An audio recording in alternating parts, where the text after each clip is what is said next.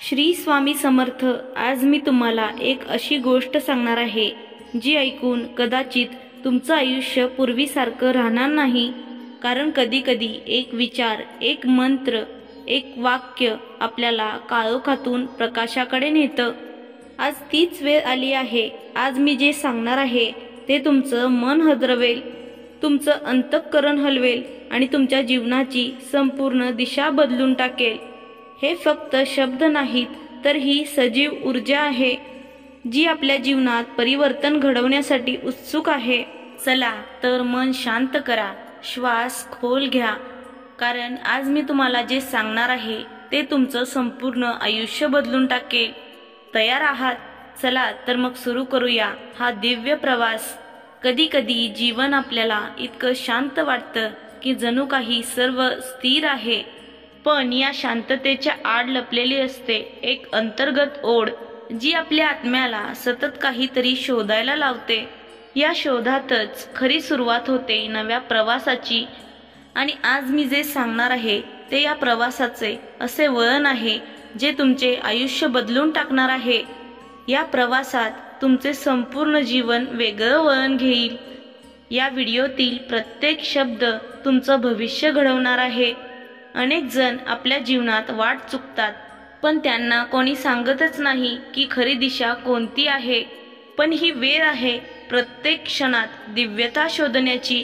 बाह्य जगात कितीही अडचणी आल्या, संकटे आली, पण अंतर्मन शांत असेल तर कितीही मोठी अडचण सहज दूर होते।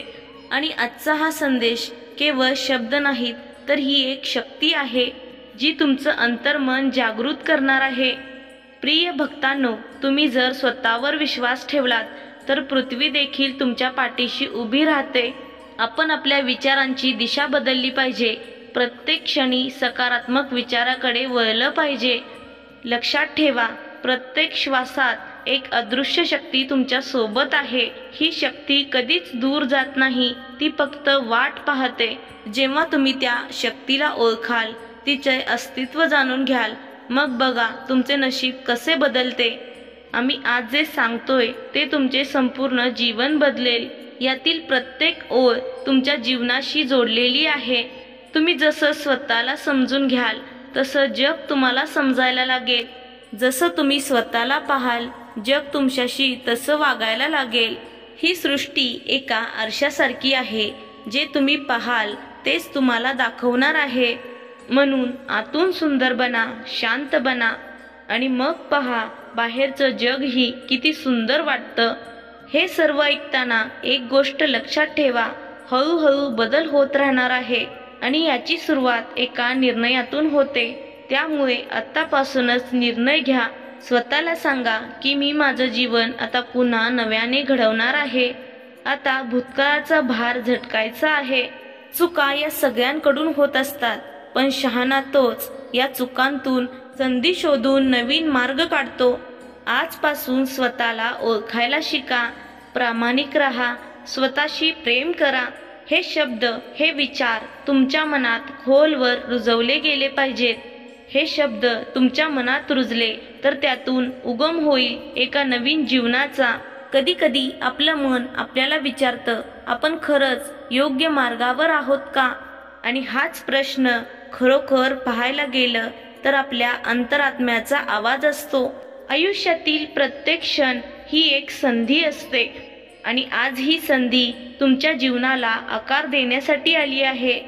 प्रिय भक्तांनो, तुम्ही अनेक दिवसांपासून तुमच्या मनाचं ऐकलं नाही।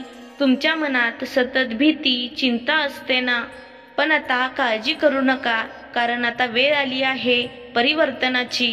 हे जीवन म्हणजे एक सुंदर प्रवास आहे जे प्रत्येक श्वासात घडत असते। या प्रवासात आपण अनेक वेळा अडखळतो, फसतो, पडतो, पण आपण कधीही थांबत नाही, कारण आपलं मन आपल्याला थांबू देत नाही।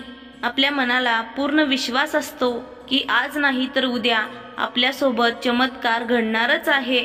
जर तुम्हीही असा विचार करत असाल तर होय स्वामी असे टाईप करा आणि कमेंट बॉक्समध्ये लिहा, होय स्वामी, मी परिवर्तनासाठी तयार आहे। माझ्या आयुष्यात चमत्कार घडवून आणा। मी या क्षणांची खूप दिवसांपासून वाट बघतोय अशी प्रार्थना तुम्ही स्वामींजवळ केली तर ती नक्कीच स्वामींपर्यंत पोहोचणार आहे। तुम्ही कधी विचार केलाय का की जे लोक काहीतरी मोठं करतात त्यांच्यात आणि आपल्यात काय फरक असतो? फरक एकच आहे, ते म्हणजे धैर्य। मोठे लोक कधीही थांबत नाहीत आणि स्वतःवर 100% विश्वास ठेवतात आणि हाच विश्वास तुमच्यात हवा। तुम्ही जिथे आहात तिथून पुढे जाण्यासाठी तुम्हाला जगाच्या परवानगीची गरज नाही, तर गरज आहे ती आपल्या आत्मविश्वासाची। पुढे जाण्यासाठी तुम्हाला केवळ स्वतःच्या आत्म्याची गरज लागते आणि तो आत्मा तुमच्या आतच खोल दडलेला आहे। आजपर्यंत किती वेळा तुम्ही योग्य वाट पाहिली, आपली योग्य वेळ येईल, आपल्याला योग्य संधी मिळेल, पण खरा बदल तेव्हाच होतो जेव्हा तुम्ही ठरवता की बस आता मला काहीतरी वेगळं करायचं आहे, मला माझ्या आयुष्यात परिवर्तन घडवून आणायचं आहे आणि आज तीच वेळ आली आहे।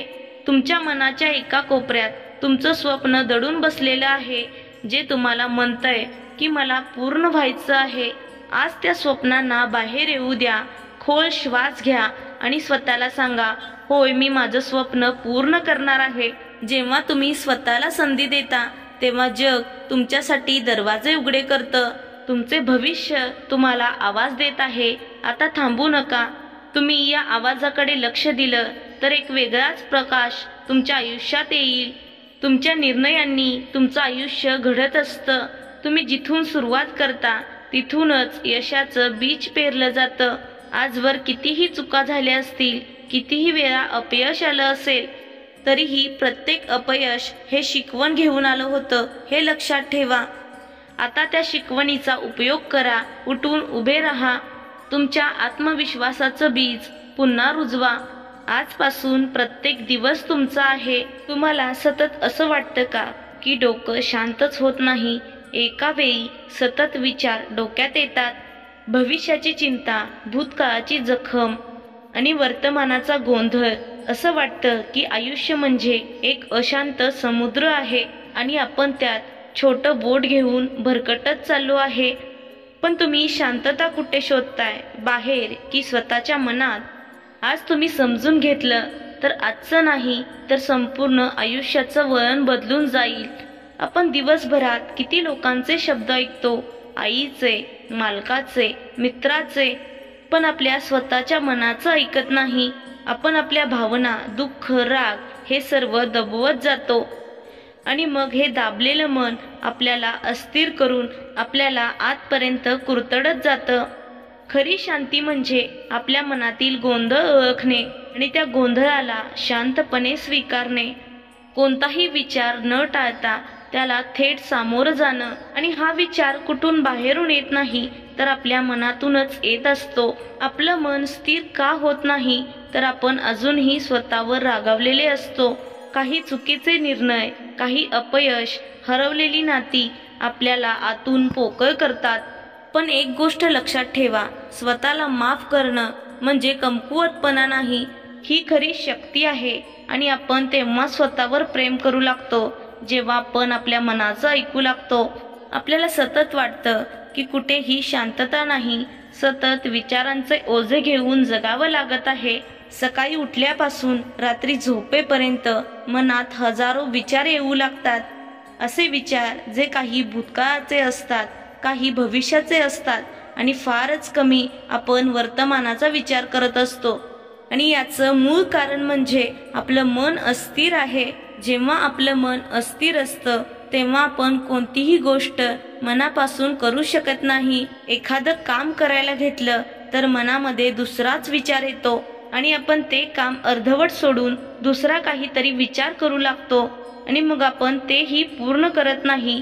संपूर्ण दिवस संपतो पण मन काही शांत होत नाही आणि शेवटी असं वाटतं की आज आपण काहीच केलं नाही आणि यातूनच आपल्या मनात अशांतता निर्माण होते। ही चिंता हळूहळू वाढत जाते आणि ती शरीरात, चेहऱ्यावर आणि वागण्यात दिसून येते। एखाद्या लहान समस्येलाही आपण मोठं रूप देतो आणि मग ते आपल्याला खायला उठते। आपली आतली ऊर्जा जी सकारात्मक गोष्टींसाठी वापरायची आहे ती आपण नकारात्मक गोष्टींसाठी वापरतो। आणि ती सर्व ऊर्जा चिंतेतच संपून जाते आणि मग उरते फक्त निराशा आणि काळजी. मग या अवस्थेतून बाहेर यायचं कसं? तर सर्वात पहिल्यांदा म्हणजे आपल्याला आपल्या अस्तित्वाला ओळखायला हवं. मन कितीही अस्थिर असलं तरी त्याचं एक वैशिष्ट्य आहे. आपण जसं विचार करतो तसं ते वळण घेत जातं. जर आपण मनाला शांतीचे विचार दिले तर ते शांतीकडे झुकतं आणि जर आपण मनाला काळजी चिंता दिल्या तर आपल्याला तेच सतावत राहतं. मनाचं स्वरूप हे पाण्यासारखं आहे. जेव्हा ते एका जागी स्थिर राहतं तेव्हा ते आपल्याला स्पष्ट दिसतं, पण जेव्हा त्यात एखादा हलकासा गोंधळ उठतो तेव्हा त्याचं प्रतिबिंबही नष्ट होतं. म्हणून आपल्या मनाला शांत ठेवणं हीच खरी साधना आहे. ही साधना कुठून सुरू करायची? तर आपल्या दिवसाची सुरुवात मंत्राचा जप करून सुरू करायची. तुम्ही कमीत कमी 20 मिनिटे मंत्र ऐकून बघा आणि मग तुमचा दिवस कसा जातो ते पहा. मोबाईल हातात घेण्याऐवजी 5 मिनिटे मंत्र लावून मोबाईल साईडला ठेवून द्यायचा. तुमच्या श्वासावर लक्ष केंद्रित करायचं आणि मनात एकच निर्धार करायचा की आजपासून आपलं जीवन बदलणार आहे. या मंत्रातील शब्द सुरुवातीला तुम्हाला रिकामे वाटतील, पण हे शब्द तुम्हाला पूर्णत्वास नेतील. हळूहळू हे शब्द तुमच्या मनात स्थिरतेचं बीज रोवतील. कधीही इतरांच्या यशाशी स्वतःची तुलना करू नका. सर्वात पहिले आहे त्या गोष्टींमध्ये समाधान माना. मनाला अस्थिर करणाऱ्या सवयी हळूहळू कमी करा. आपणच आपल्या मनाला रोज अस्थिर करत असतो. ते पहिल्यांदा आपल्याला थांबवलं पाहिजे. स्थिरता म्हणजे काहीही न बदलणं नाही, तर आहे त्यामध्ये आपल्याला समाधान शोधलं पाहिजे. मन हे कधीच एकसारखं राहत नाही. कधी चढाव तर कधी उतार हे येतच राहणार.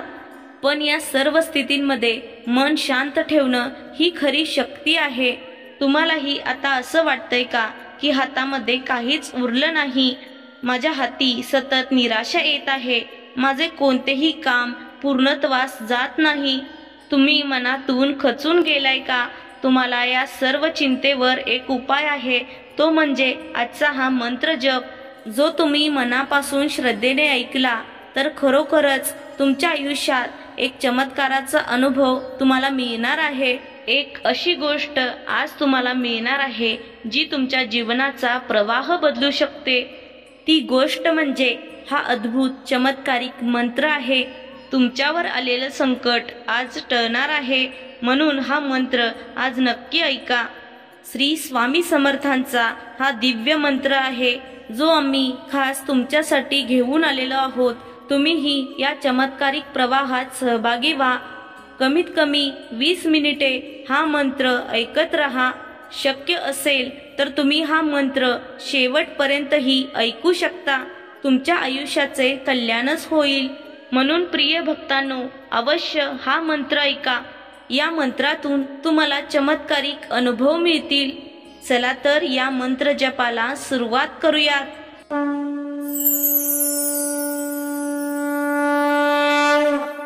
ओम श्री अक्कलकोट निवासी स्वामी समर्थाय सर्व सुख समृद्धिदायकाय नमः.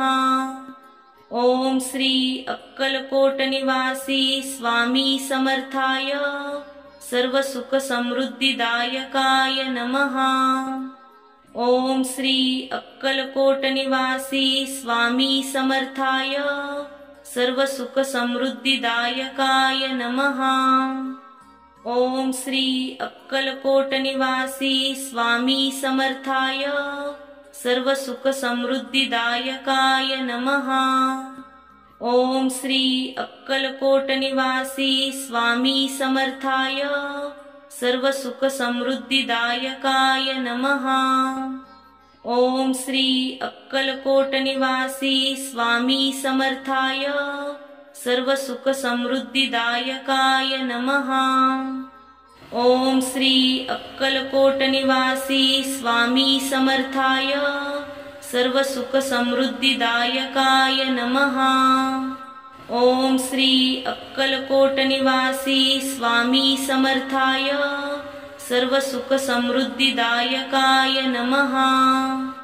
ओम श्री अक्कलकोट निवासी स्वामी समर्थाय सर्व सुख समृद्धिदायकाय नमः। ओम श्री अक्कलकोट निवासी स्वामी समर्थाय सर्व सुख समृद्धिदायकाय नमः। ओम श्री अक्कलकोट निवासी स्वामी समर्थाय सर्व सुख समृद्धिदायकाय नमः। ओम श्री अक्कलकोट निवासी स्वामी समर्थाय सर्व सुख समृद्धिदायकाय नमः। ओम श्री अक्कलकोट निवासी स्वामी समर्थाय सर्व सुख समृद्धिदायकाय नमः। ओम श्री अक्कलकोट निवासी स्वामी समर्थाय सर्व सुख समृद्धिदायकाय नमः। ओम श्री अक्कलकोट निवासी स्वामी समर्थाय सर्व सुख समृद्धिदायकाय नमः। ओम श्री अक्कलकोट निवासी स्वामी समर्थाय सर्व सुख समृद्धिदायकाय नमः।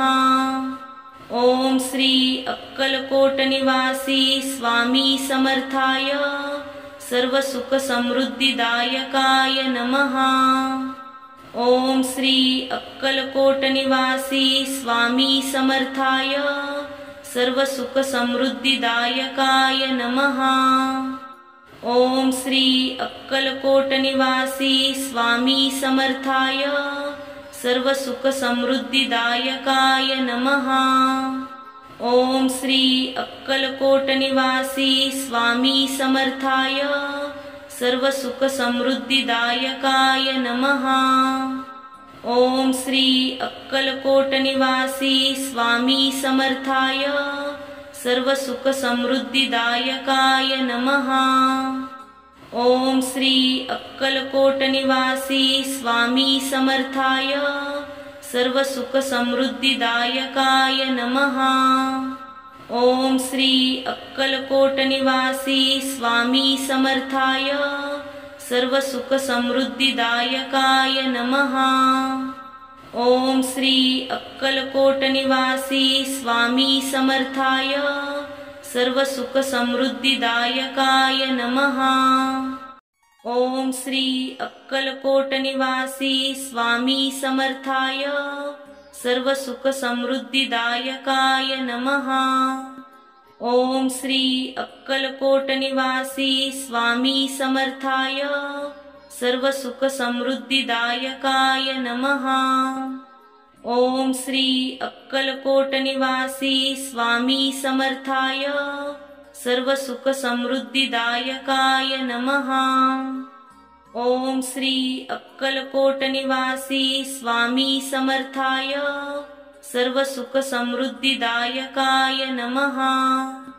ओम श्री अक्कलकोट निवासी स्वामी समर्थाय सर्व सुख समृद्धिदायकाय नमः। ओम श्री अक्कलकोट निवासी स्वामी समर्थाय सर्व सुख समृद्धिदायकाय नमः। ओम श्री अक्कलकोट निवासी स्वामी समर्थाय सर्व सुख समृद्धिदायकाय नमः। ओम श्री अक्कलकोट निवासी स्वामी समर्थाय सर्व सुख समृद्धिदायकाय नमः। ओम श्री अक्कलकोट निवासी स्वामी समर्थाय सर्व सुख समृद्धिदायकाय नमः।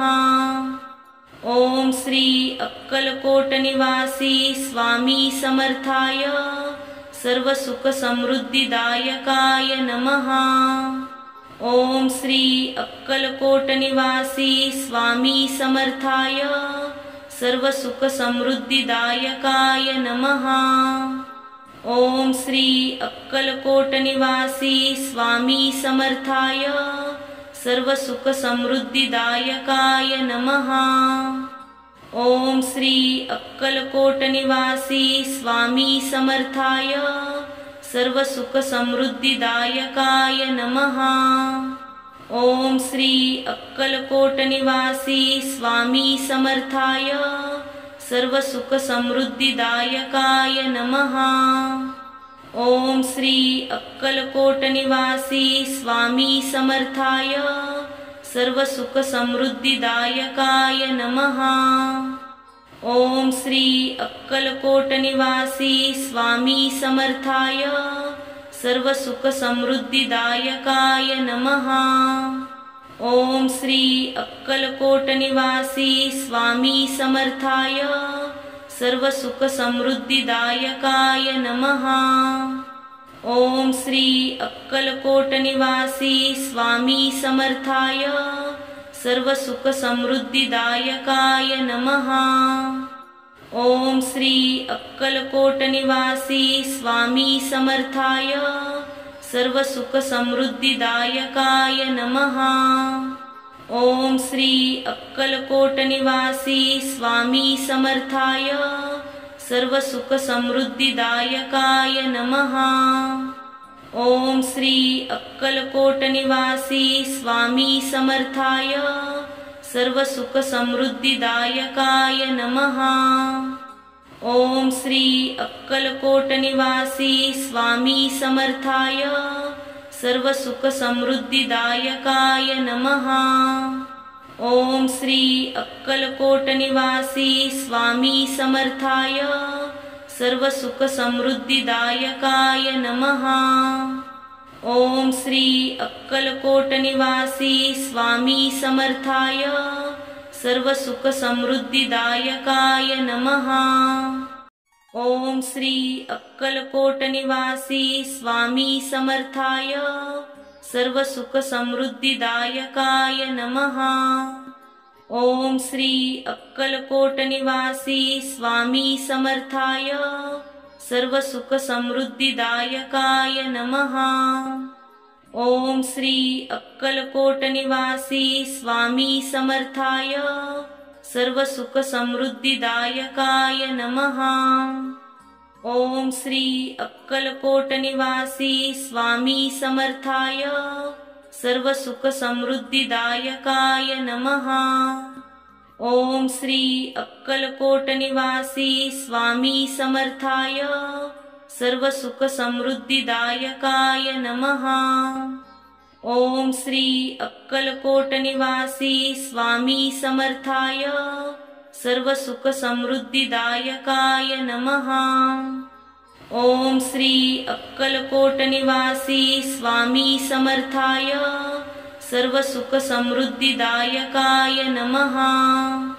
ओम श्री अक्कलकोट निवासी स्वामी समर्थाय सर्व सुख समृद्धिदायकाय नमः।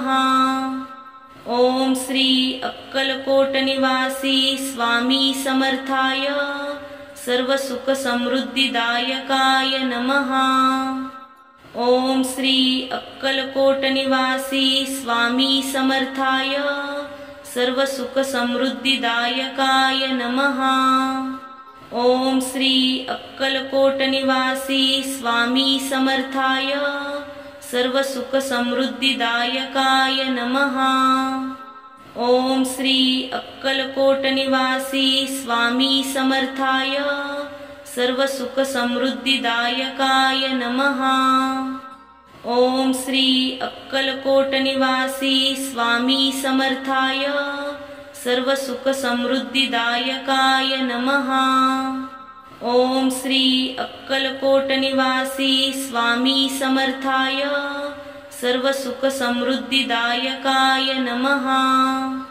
ओम श्री अक्कलकोट निवासी स्वामी समर्थाय सर्व सुख समृद्धिदायकाय नमः। ओम श्री अक्कलकोट निवासी स्वामी समर्थाय सर्व सुख समृद्धिदायकाय नमः। ओम श्री अक्कलकोट निवासी स्वामी समर्थाय सर्व सुख समृद्धिदायकाय नमः। ओम श्री अक्कलकोट निवासी स्वामी समर्थाय सर्व सुख समृद्धिदायकाय नमः। ओम श्री अक्कलकोट निवासी स्वामी समर्थाय सर्व सुख समृद्धिदायकाय नमः। ओम श्री अक्कलकोट निवासी स्वामी समर्थाय सर्व सुख समृद्धिदायकाय नमः। ओम श्री अक्कलकोट निवासी स्वामी समर्थाय सर्व सुख समृद्धिदायकाय नमः। ओम श्री अक्कलकोट निवासी स्वामी समर्थाय सर्व सुख समृद्धिदायकाय नमः। ओम श्री अक्कलकोट निवासी स्वामी समर्थाय सर्व सुख समृद्धिदायकाय नमः। ओम श्री अक्कलकोट निवासी स्वामी समर्थाय सर्व सुख समृद्धिदायकाय नमः। ओम श्री अक्कलकोट निवासी स्वामी समर्थाय सर्व सुख समृद्धिदायकाय नमः। ओम श्री अक्कलकोट निवासी स्वामी समर्थाय सर्व सुख समृद्धिदायकाय नमः। ओम श्री अक्कलकोट निवासी स्वामी समर्थाय सर्व सुख समृद्धिदायकाय नमः। ओम श्री अक्कलकोट निवासी स्वामी समर्थाय सर्व सुख समृद्धिदायकाय नमः। ओम श्री अक्कलकोट निवासी स्वामी समर्थाय सर्व सुख समृद्धिदायकाय नमः। ओम श्री अक्कलकोट निवासी स्वामी समर्थाय सर्व सुख समृद्धिदायकाय नमः। ओम श्री अक्कलकोट निवासी स्वामी समर्थाय सर्व सुख समृद्धिदायकाय नमः। ओम श्री अक्कलकोट निवासी स्वामी समर्थाय सर्व सुख समृद्धिदायकाय नमः। ओम श्री अक्कलकोट निवासी स्वामी समर्थाय सर्व सुख समृद्धिदायकाय नमः। ओम श्री अक्कलकोट निवासी स्वामी समर्थाय सर्व सुख समृद्धिदायकाय नमः। ओम श्री अक्कलकोट निवासी स्वामी समर्थाय सर्व सुख समृद्धिदायकाय नमः। ओम श्री अक्कलकोट निवासी स्वामी समर्थाय सर्व सुख समृद्धिदायकाय नमः।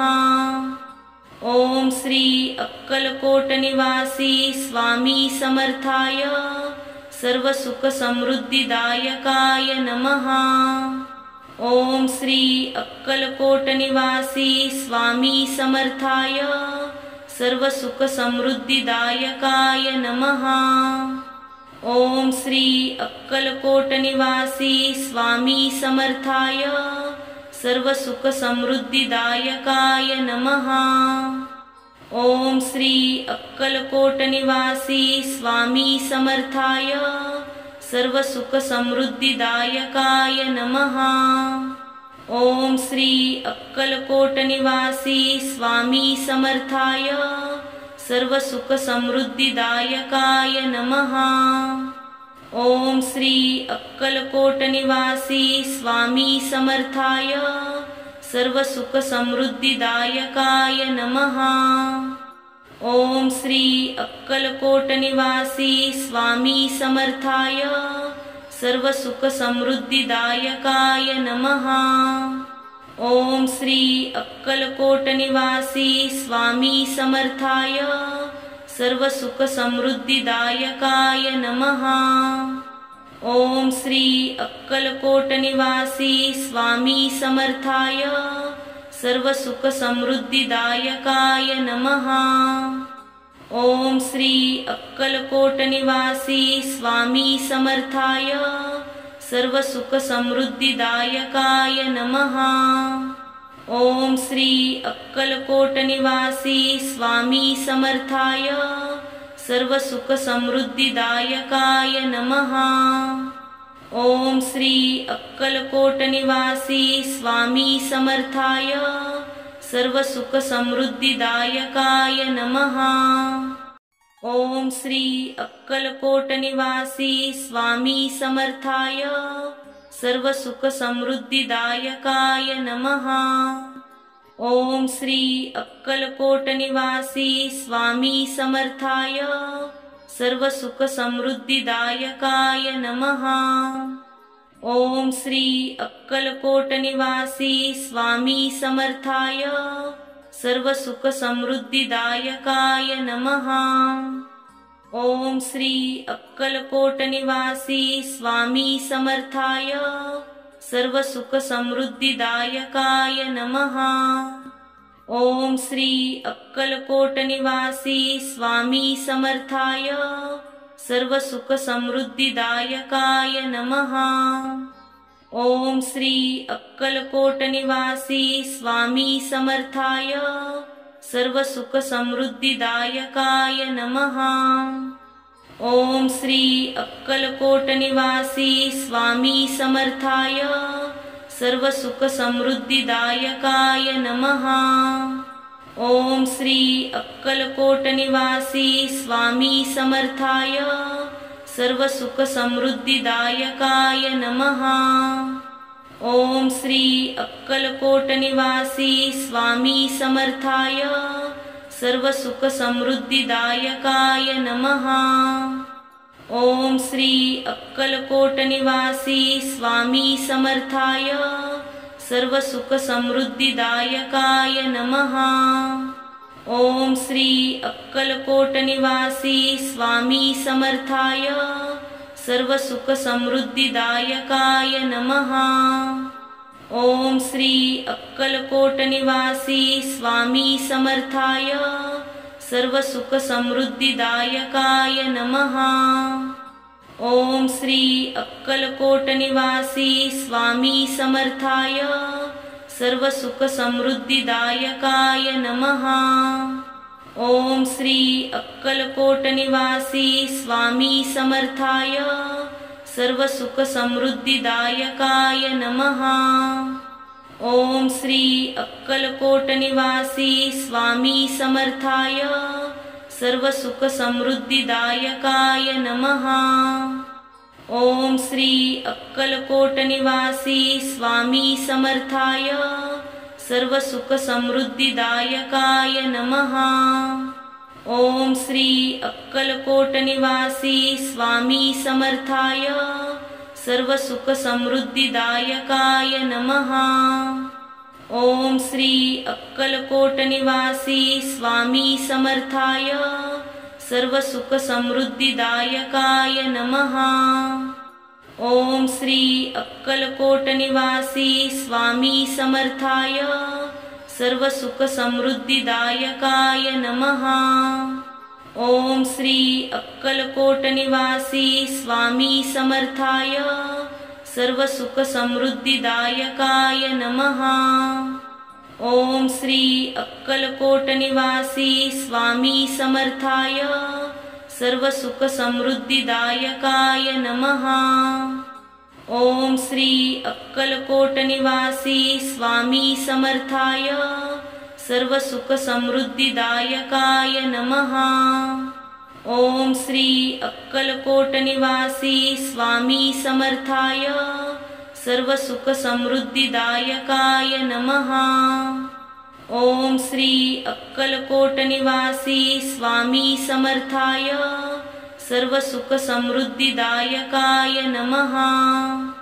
ओम श्री अक्कलकोट निवासी स्वामी समर्थाय सर्व सुख समृद्धिदायकाय नमः। ओम श्री अक्कलकोट निवासी स्वामी समर्थाय सर्व सुख समृद्धिदायकाय नमः। ओम श्री अक्कलकोट निवासी स्वामी समर्थाय सर्व सुख समृद्धिदायकाय नमः।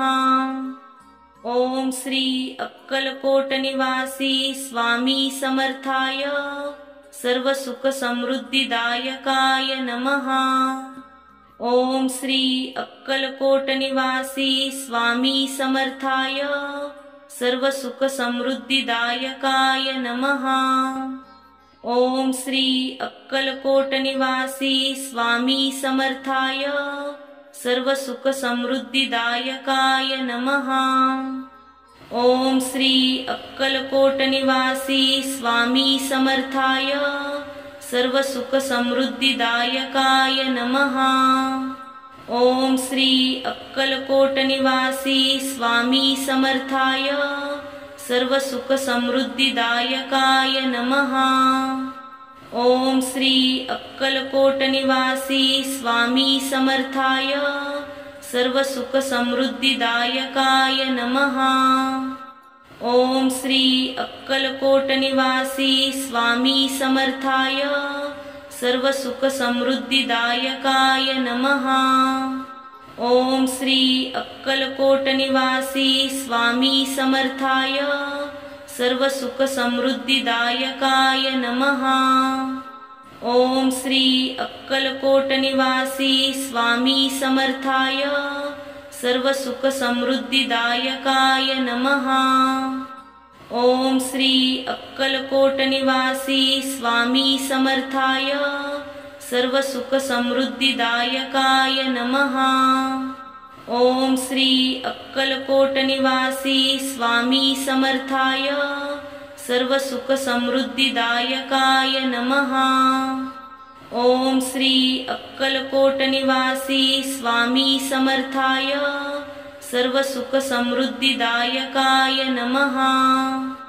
ओम श्री अक्कलकोट निवासी स्वामी समर्थाय सर्व सुख समृद्धिदायकाय नमः। ओम श्री अक्कलकोट निवासी स्वामी समर्थाय सर्व सुख समृद्धिदायकाय नमः।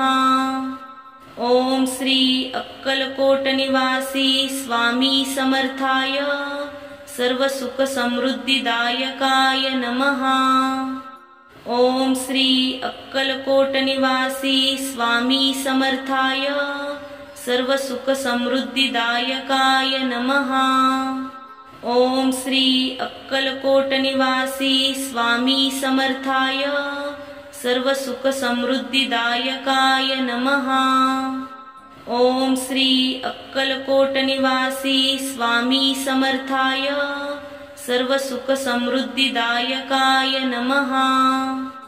ओम श्री अक्कलकोट निवासी स्वामी समर्थाय सर्व सुख समृद्धिदायकाय नमः। ओम श्री अक्कलकोट निवासी स्वामी समर्थाय सर्व सुख समृद्धिदायकाय नमः। ओम श्री अक्कलकोट निवासी स्वामी समर्थाय सर्व सुख समृद्धिदायकाय नमः। ओम श्री अक्कलकोट निवासी स्वामी समर्थाय सर्व सुख समृद्धिदायकाय नमः। ओम श्री अक्कलकोट निवासी स्वामी समर्थाय सर्व सुख समृद्धिदायकाय नमः। ओम श्री अक्कलकोट निवासी स्वामी समर्थाय सर्व सुख समृद्धिदायकाय नमः। ओम श्री अक्कलकोट निवासी स्वामी समर्थाय सर्व सुख समृद्धिदायकाय नमः। ओम श्री अक्कलकोट निवासी स्वामी समर्थाय सर्व सुख समृद्धिदायकाय नमः। ओम श्री अक्कलकोट निवासी स्वामी समर्थाय सर्व सुख समृद्धिदायकाय नमः। ओम श्री अक्कलकोट निवासी स्वामी समर्थाय सर्व सुख समृद्धिदायकाय नमः। ओम श्री अक्कलकोट निवासी स्वामी समर्थाय सर्व सुख समृद्धिदायकाय नमः। ओम श्री अक्कलकोट निवासी स्वामी समर्थाय सर्व सुख समृद्धिदायकाय नमः। ओम श्री अक्कलकोट निवासी स्वामी समर्थाय सर्व सुख समृद्धिदायकाय नमः। ओम श्री अक्कलकोट निवासी स्वामी समर्थाय सर्व सुख समृद्धिदायकाय नमः।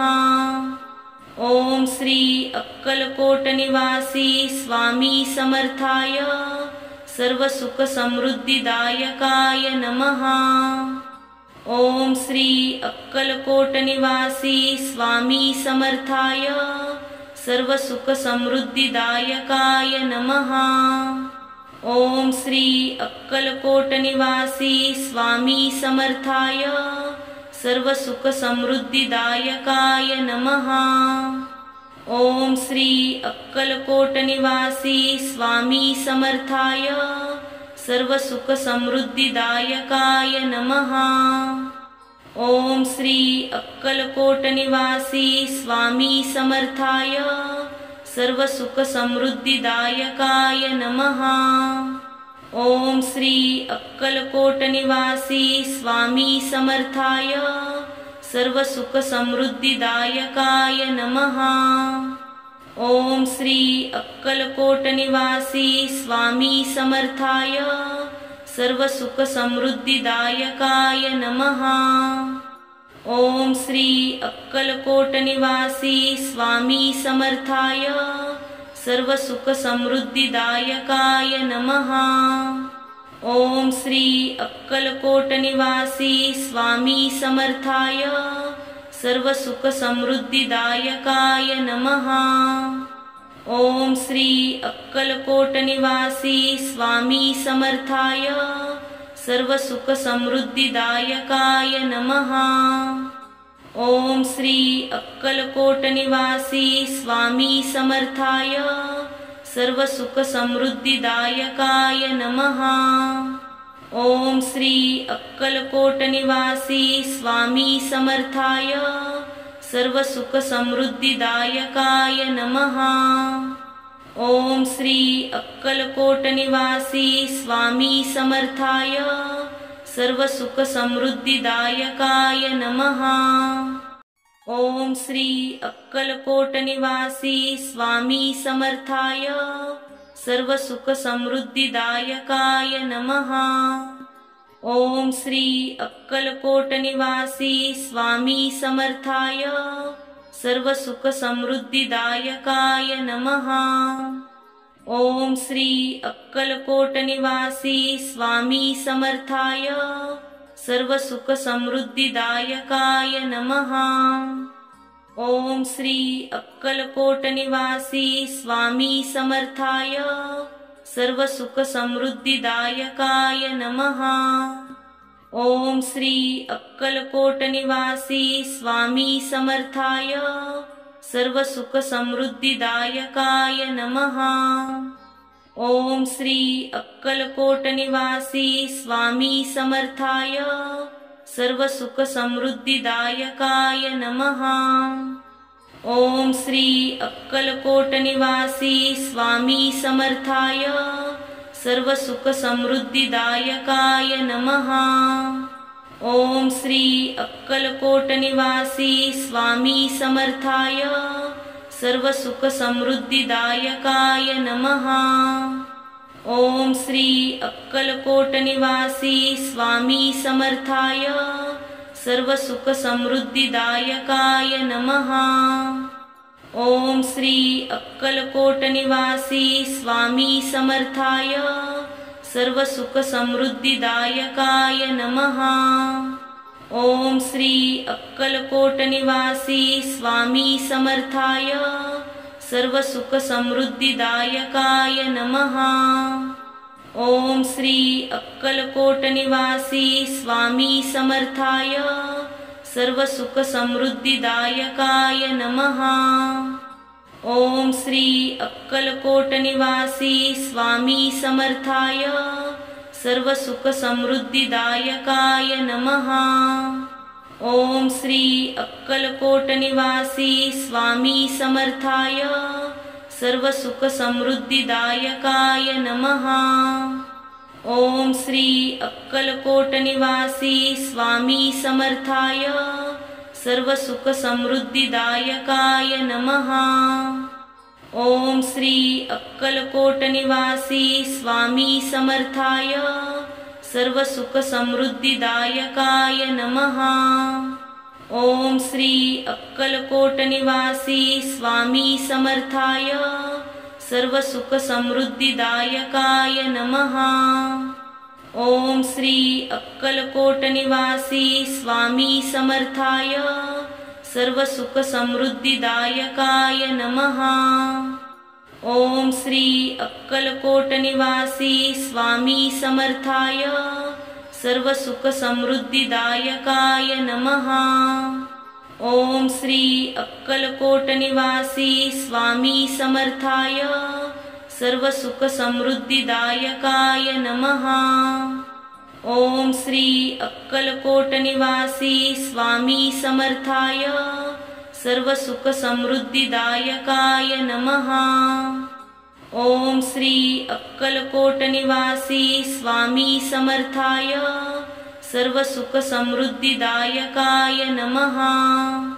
ओम श्री अक्कलकोट निवासी स्वामी समर्थाय सर्व सुख समृद्धिदायकाय नमः। ओम श्री अक्कलकोट निवासी स्वामी समर्थाय सर्व सुख समृद्धिदायकाय नमः। ओम श्री अक्कलकोट निवासी स्वामी समर्थाय सर्व सुख समृद्धिदायकाय नमः। ओम श्री अक्कलकोट निवासी स्वामी समर्थाय सर्व सुख समृद्धिदायकाय नमः। ओम श्री अक्कलकोट निवासी स्वामी समर्थाय सर्व सुख समृद्धिदायकाय नमः। ओम श्री अक्कलकोट निवासी स्वामी समर्थाय सर्व सुख समृद्धिदायकाय नमः। ओम श्री अक्कलकोट निवासी स्वामी समर्थाय सर्व सुख समृद्धिदायकाय नमः। ओम श्री अक्कलकोट निवासी स्वामी समर्थाय सर्व सुख समृद्धिदायकाय नमः। ओम श्री अक्कलकोट निवासी स्वामी समर्थाय सर्व सुख समृद्धिदायकाय नमः। ओम श्री अक्कलकोट निवासी स्वामी समर्थाय सर्व सुख समृद्धिदायकाय नमः। ओम श्री अक्कलकोट निवासी स्वामी समर्थाय सर्व सुख समृद्धिदायकाय नमः। ओम श्री अक्कलकोट निवासी स्वामी समर्थाय सर्व सुख समृद्धिदायकाय नमः। ओम श्री अक्कलकोट निवासी स्वामी समर्थाय सर्व सुख समृद्धिदायकाय नमः। ओम श्री अक्कलकोट निवासी स्वामी समर्थाय सर्व सुख समृद्धिदायकाय नमः। ओम श्री अक्कलकोट निवासी स्वामी समर्थाय सर्व सुख समृद्धिदायकाय नमः। ओम श्री अक्कलकोट निवासी स्वामी समर्थाय सर्व सुख समृद्धिदायकाय नमः। ओम श्री अक्कलकोट निवासी स्वामी समर्थाय सर्व सुख समृद्धिदायकाय नमः। ओम श्री अक्कलकोट निवासी स्वामी समर्थाय सर्व सुख समृद्धिदायकाय नमः। ओम श्री अक्कलकोट निवासी स्वामी समर्थाय सर्व सुख समृद्धिदायकाय नमः। ओम श्री अक्कलकोट निवासी स्वामी समर्थाय सर्व सुख समृद्धिदायकाय नमः। ओम श्री अक्कलकोट निवासी स्वामी समर्थाय सर्व सुख समृद्धिदायकाय नमः। ओम श्री अक्कलकोट निवासी स्वामी समर्थाय सर्व सुख समृद्धिदायकाय नमः। ओम श्री अक्कलकोट निवासी स्वामी समर्थाय सर्व सुख समृद्धिदायकाय नमः। ओम श्री अक्कलकोट निवासी स्वामी समर्थाय सर्व सुख समृद्धिदायकाय नमः। ओम श्री अक्कलकोट निवासी स्वामी समर्थाय सर्व सुख समृद्धिदायकाय नमः। ओम श्री अक्कलकोट निवासी स्वामी समर्थाय सर्व सुख समृद्धिदायकाय नमः। ओम श्री अक्कलकोट निवासी स्वामी समर्थाय सर्व सुख समृद्धिदायकाय नमः। ओम श्री अक्कलकोट निवासी स्वामी समर्थाय सर्व सुख समृद्धिदायकाय नमः। ओम श्री अक्कलकोट निवासी स्वामी समर्थाय सर्व सुख समृद्धिदायकाय नमः। ओम श्री अक्कलकोट निवासी स्वामी समर्थाय सर्व सुख समृद्धिदायकाय नमः। ओम श्री अक्कलकोट निवासी स्वामी समर्थाय सर्व सुख समृद्धिदायकाय नमः। ओम श्री अक्कलकोट निवासी स्वामी समर्थाय सर्व सुख समृद्धिदायकाय नमः। ओम श्री अक्कलकोट निवासी स्वामी समर्थाय सर्व सुख समृद्धिदायकाय नमः। ओम श्री अक्कलकोट निवासी स्वामी समर्थाय सर्व सुख समृद्धिदायकाय नमः। ओम श्री अक्कलकोट निवासी स्वामी समर्थाय सर्व सुख समृद्धिदायकाय नमः। ओम श्री अक्कलकोट निवासी स्वामी समर्थाय सर्व सुख समृद्धिदायकाय नमः। ओम श्री अक्कलकोट निवासी स्वामी समर्थाय सर्व सुख समृद्धिदायकाय नमः। ओम श्री अक्कलकोट निवासी स्वामी समर्थाय सर्व सुख समृद्धिदायकाय नमः। ओम श्री अक्कलकोट निवासी स्वामी समर्थाय सर्व सुख समृद्धिदायकाय नमः। ओम श्री अक्कलकोट निवासी स्वामी समर्थाय सर्व सुख समृद्धिदायकाय नमः। ओम श्री अक्कलकोट निवासी स्वामी समर्थाय सर्व सुख समृद्धिदायकाय नमः। ओम श्री अक्कलकोट निवासी स्वामी समर्थाय सर्व सुख समृद्धिदायकाय नमः। ओम श्री अक्कलकोट निवासी स्वामी समर्थाय सर्व सुख समृद्धिदायकाय नमः।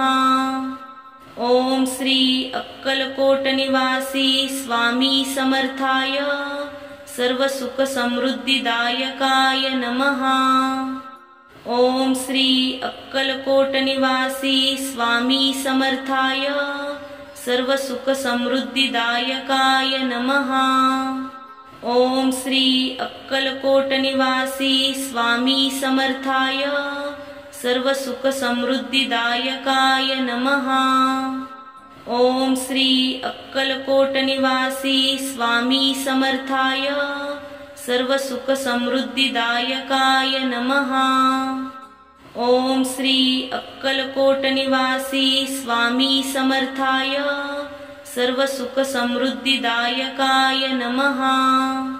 ओम श्री अक्कलकोट निवासी स्वामी समर्थाय सर्व सुख समृद्धिदायकाय नमः।